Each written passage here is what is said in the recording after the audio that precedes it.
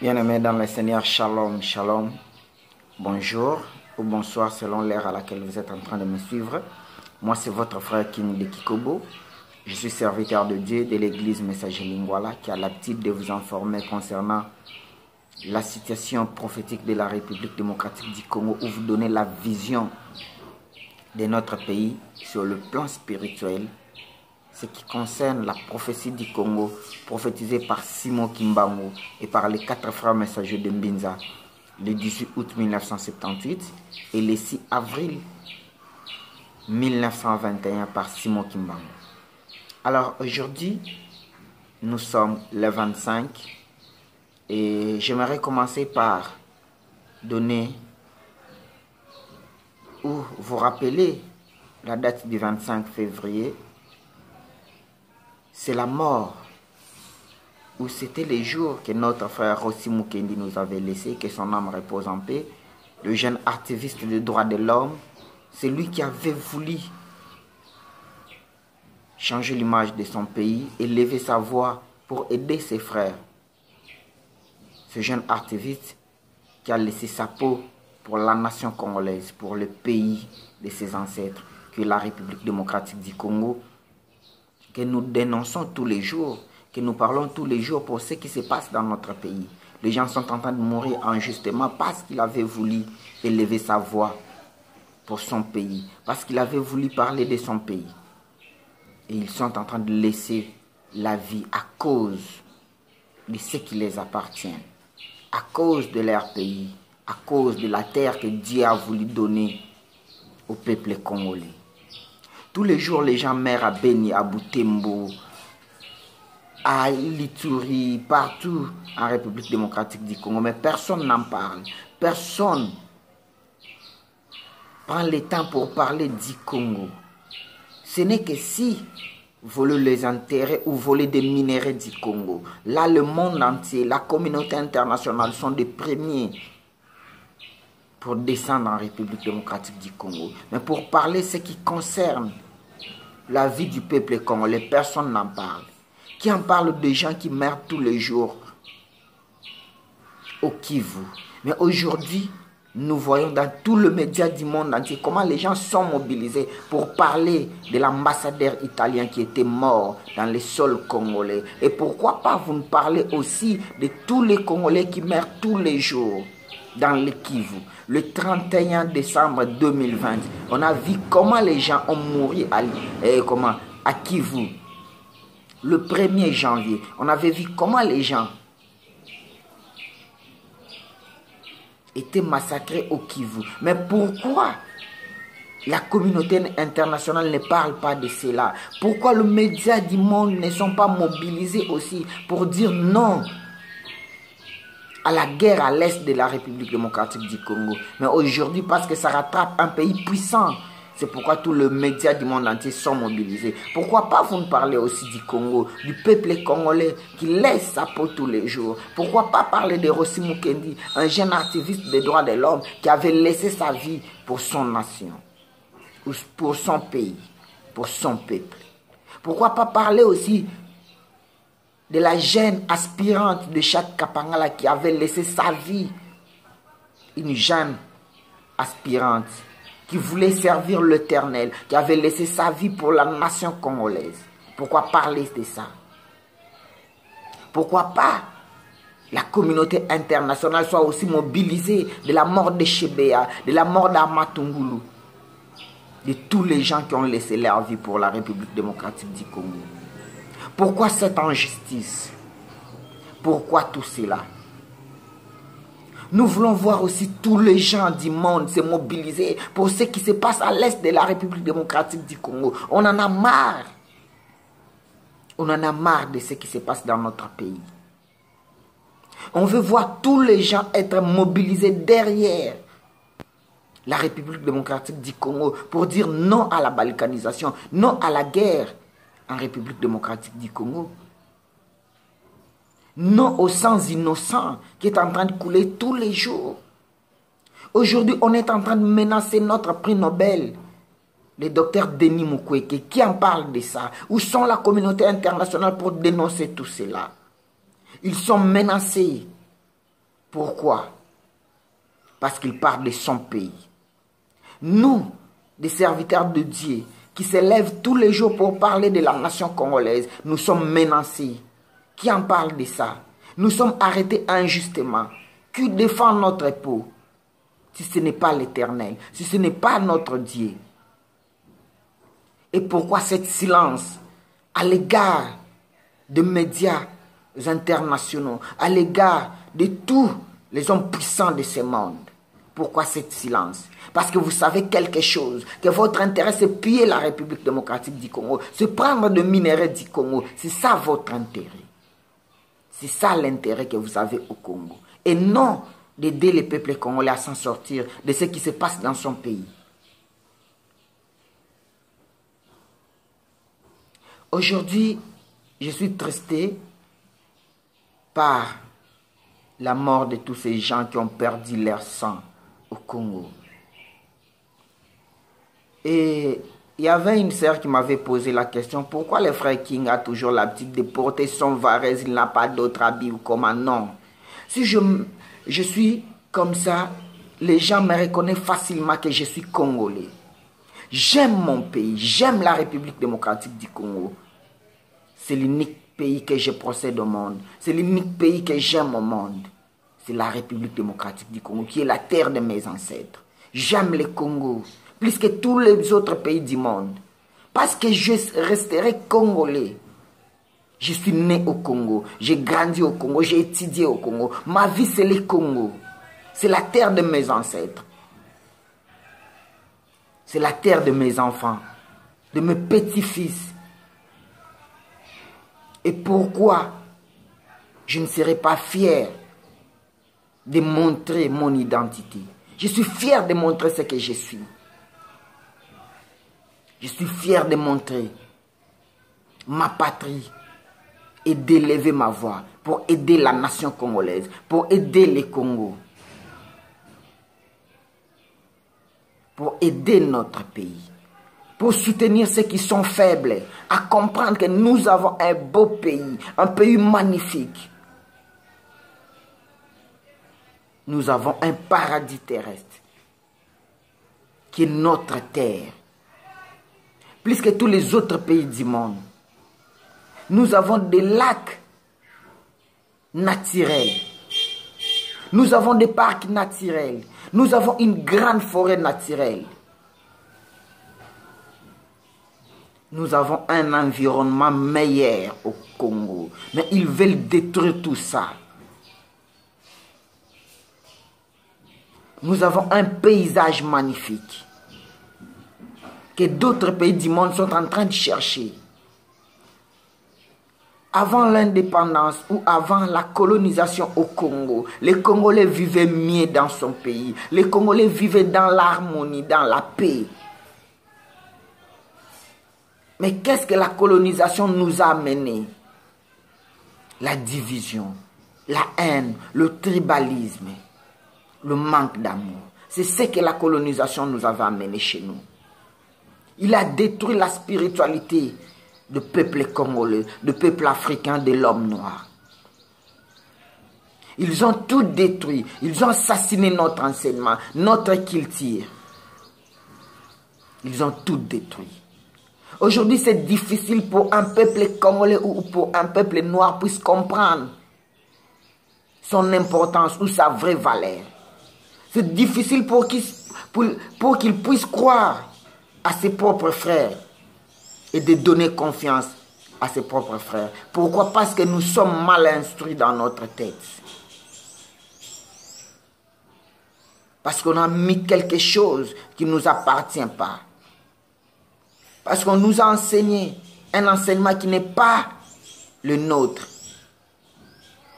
Et cet enseignement est venu détruire tout ce qu'on avait. Notre culture, notre façon, notre spiritualité, notre amitié et notre amour. Aujourd'hui, c'est difficile de voir un Congolais aimer son frère gabonais. C'est difficile de voir un Camerounais aimer l'Algérien ou un Sénégalais aimer le Tunisien. C'est devenu difficile en Afrique. Pourquoi? Parce que l'homme qui est venu coloniser l'Afrique il nous avait amené un système de division. Il nous avait amené un système qui n'est pas la nôtre. C'est pourquoi l'Afrique souffre aujourd'hui. C'est pourquoi les Congos souffrent aujourd'hui. Parce qu'on a pris ce qui n'est pas à nous. On a instauré dans notre système, dans notre mental et dans notre pensée. Je suis là pour réveiller la conscience des gens qui ont perdu l'espoir. Des gens qui ont perdu leur sens et leur dignité, leur valeur culturelle, leur valeur morale. Je suis votre frère. Je m'appelle King de Kikobo. Je suis serviteur de Dieu, mais pas les genres de serviteurs de Dieu qui prêchent des miracles. Moi, je parle de mon peuple. Je parle de la vie congolaise, de la communauté congolaise et de tout le peuple africain. Ma vocation n'est pas de prêcher des miracles. À quoi ça nous sert des miracles? Ma vocation spirituelle, c'est d'aider tous mes frères à comprendre ce que nous sommes. Pourquoi on ne nous dit pas que Jésus était noir? Pourquoi on n'a jamais révélé ça au peuple noir? Pourquoi ils ont assassiné tous les prophètes africains qui étaient dans la Bible? Pourquoi ils ont retiré tous les prophètes africains dans la Bible? Si exactement ces gens soutiennent leurs frères, pourquoi ils ont retiré notre histoire dans la Bible? Pourquoi? Et le reste de l'humanité doivent comprendre quel est notre message. Où est-ce que j'ai appris tous ces messages? Parce que nous avons un Dieu. Moi, il n'y a personne qui me parle. C'est Dieu qui me parle. C'est Dieu qui me donne la vision que je transmets à mes frères. Personne. L'unique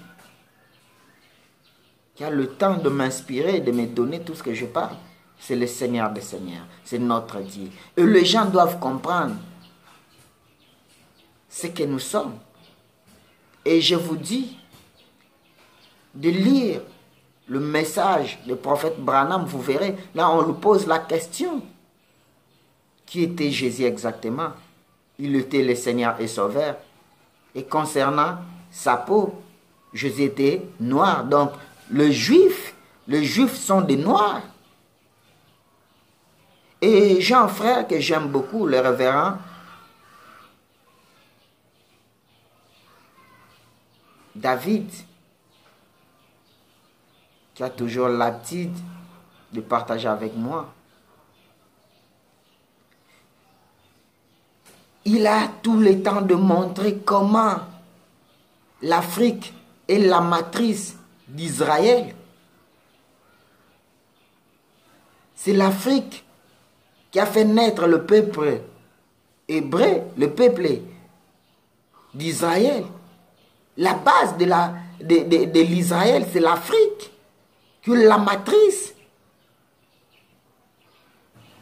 d'Israël. Mais aujourd'hui, qui en parle de ça?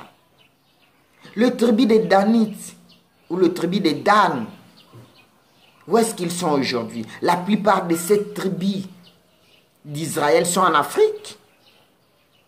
Sont en Afrique. Les Danites sont en Afrique, chez nous. Pourquoi ils ont revenu en Afrique? Parce qu'ils savent que l'Afrique, c'est leur matrice. C'est là qu'ils sont nés. Et pourquoi ils n'ont jamais révélé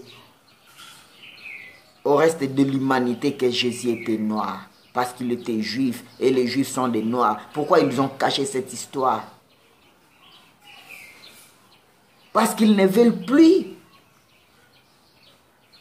que le peuple africain puisse comprendre son origine, son héritage, parce qu'ils n'auront plus le temps de voler en Afrique, parce qu'ils n'auront plus le temps de venir prendre nos minéraux. C'est à cause de ça qu'ils sont en train de créer tout le guerre en Afrique pour voler, pour piller l'Afrique. C'est ça leurs intérêts. Et c'est à cause de ça qu'ils ne veulent plus dénoncer tout ce qui se passe en Afrique. Ils ne veulent plus. Tous les groupes armés qui sont à l'est de la République démocratique du Congo, qui sont en Afrique, Où est-ce qu'il prend le financement pour faire toutes ces guerres? Où est-ce qu'il prend des munitions, des armes? Parce qu'en Afrique, il n'y a aucun pays africain qui fabrique des armes. Il n'y a aucun pays africain qui ont des usines de fabrication des armes, ni des munitions. Où est-ce que ça vient? Toutes ces armes et toutes ces munitions. Et aujourd'hui, les gens sont en train de pleurer la mort de l'ambassadeur italien qui a laissé sa vie à l'est de la République démocratique du Congo. C'est la question que je pose à l'Organisation internationale des Nations Unies. C'est la question que je pose à tous les médias internationaux.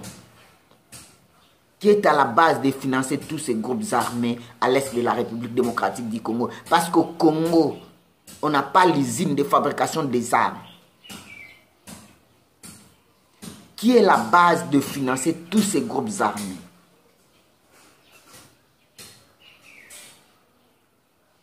Qui est à la base de tout ça? Pourquoi pas créer une justice internationale en République démocratique du Congo? Pourquoi vous ne voulez pas de ça? Si exactement vous ne connaissez pas quelque chose. Pourquoi la présence des casques bleus en République démocratique du Congo qui sont muets, qui ne parlent pas?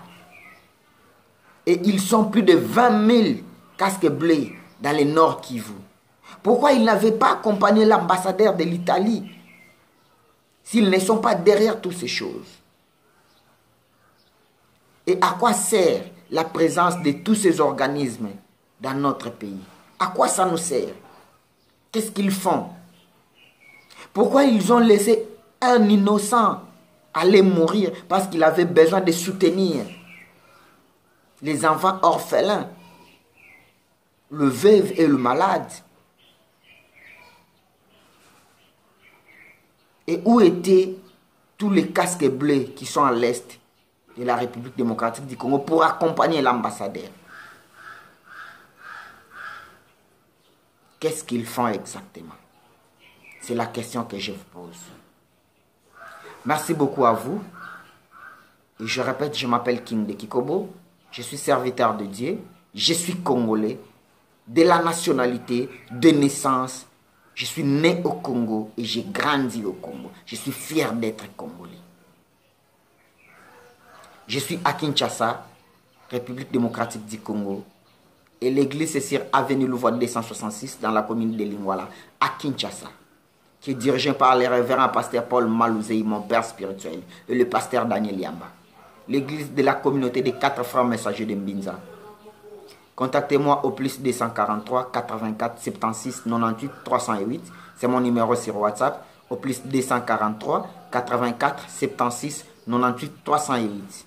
Ou sur mon adresse Gmail dekingdekikobo2020@gmail.com. Ou sur mon compte Twitter Frère King de Kikobo. Sur mon compte Twitter Frère King de Kikobo. Et surtout n'oubliez pas de vous abonner sur votre chaîne YouTube Congo Mon Pays Libre TV. Congo Mon Pays Libre TV, c'est votre chaîne sur YouTube. Abonnez-vous, téléchargez mes vidéos, commentez, partagez, likez. Nous devons être nombreux à partager l'évangile. Nous devons être nombreux à réveiller notre conscience. C'est pourquoi je vous invite à vous abonner, à télécharger mes vidéos, partagez à vos frères, pour réveiller la conscience du peuple congolais, du peuple africain et du peuple noir. Ensemble, soyons unis pour aider l'Afrique, pour aider le Congo. Parce que l'Afrique, c'est notre continent. Nous devons aider notre Afrique. Merci beaucoup. Au revoir.